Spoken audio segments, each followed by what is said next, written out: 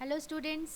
आज की कक्षा में हमारा जो कॉस्ट अकाउंटिंग की जो क्लास है लागत लेखांकन की, उसका जो चैप्टर हम जो पढ़ेंगे वो है श्रम लागत नियंत्रण का। मैं इंट्रोडक्टरी पार्ट आपको बताऊंगी कि श्रम लागत नियंत्रण क्या होता है। इसमें हम सर्वप्रथम जानेंगे कि प्रत्यक्ष और अप्रत्यक्ष श्रम किसे कहते हैं। ये मैं पहले भी आपको बता चुकी हूँ। प्रत्यक्ष श्रम वह है जो किसी भी लागत केंद्र पर हम प्रत्यक्षता आवंटित करते हैं, और अप्रत्यक्षता श्रम वो है जो विभिन्न लागत केंद्रों में आपको बांटना पड़ता है। यद्यपि वस्तु की कुल उत्पादन लागत में सामग्री का महत्वपूर्ण स्थान है, किंतु श्रम के बिना कोई भी निर्माण कार्य संभव नहीं हो सकता है। अतः श्रम भी इम्पॉर्टेंट है, आवश्यक है। अतः श्रम को भी सर्वोपरि स्थान दिया जाना चाहिए। श्रम लागत का सजीव तत्व है, सामग्री की तरह निर्जीव नहीं है। उसे कंट्रोल करना, उस पर नियंत्रण स्थापित करना बहुत ही कठिन कार्य है। अतः यह भी जो लागत तत्व का बहुत महत्वपूर्ण भाग है। इस पर भी हमें नियंत्रण करने की आवश्यकता होती है। उसी के लिए हमें श्रम संगठन को पढ़ना पड़ेगा कि एक अच्छी श्रम व्यवस्था हेतु हमें निम्न पहलुओं पर विचार करना आवश्यक होता है। पहला होता है कि श्रमिकों का चयन, नियुक्ति तथा योग्यता अनुसार उनके कार्यों का वितरण करना। फिर दूसरा जो सबसे महत्वपूर्ण भाग है जिसके आधार पर उनका जो पारिश्रमिक है वो तय किया जाता है, वो है श्रमिकों के समय पर नियंत्रण। और तीसरा होता है मजदूरी का निर्धारण एवं भुगतान। और चौथा होता है श्रम लागत का लेखांकन। ये श्रमिक संगठन में ये चार आते हैं।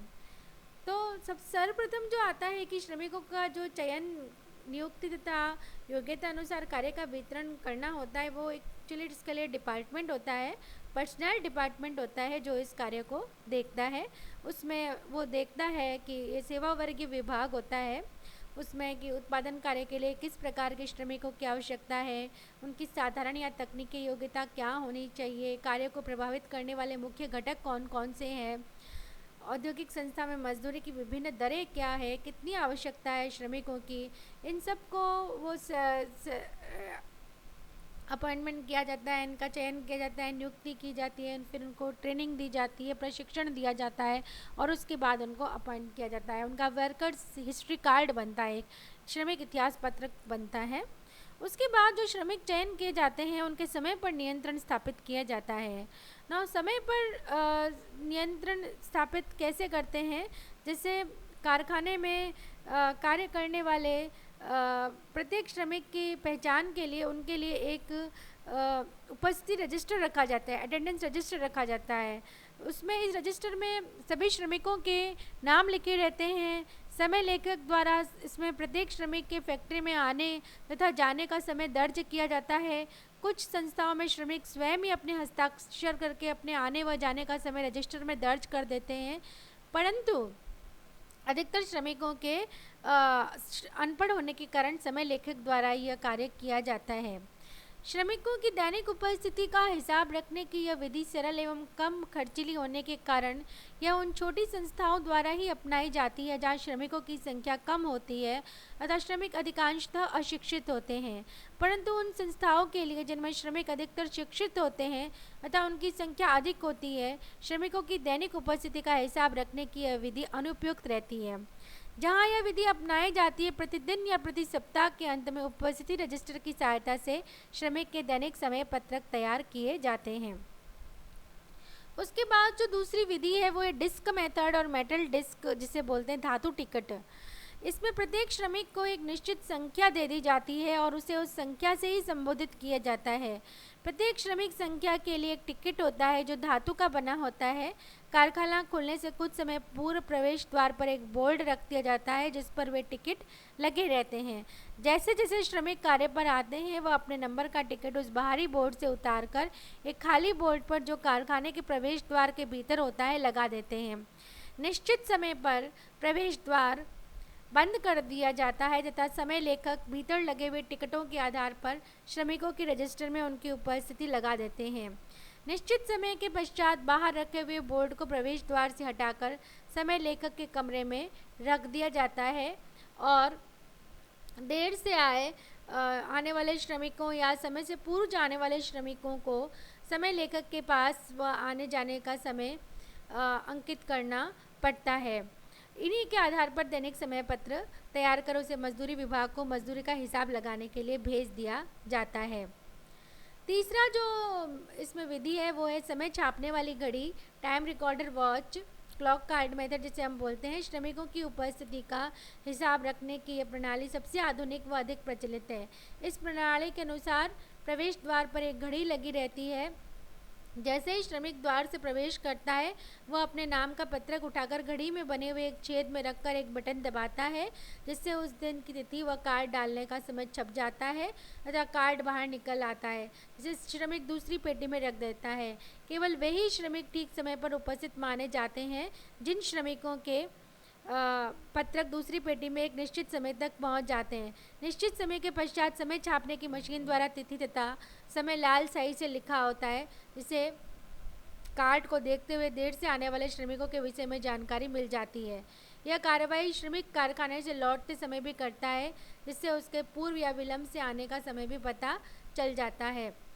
साधारणतः यह समय पत्रक साप्ताहिक होते हैं, अतः सप्ताह के अंत में उन्हें मजदूरी विभाग को श्रमिकों की मजदूरी गणना करने के लिए प्रेषित कर दिए जाते हैं तथा नए पत्रकों पर नंबर लिख दिए जाते हैं।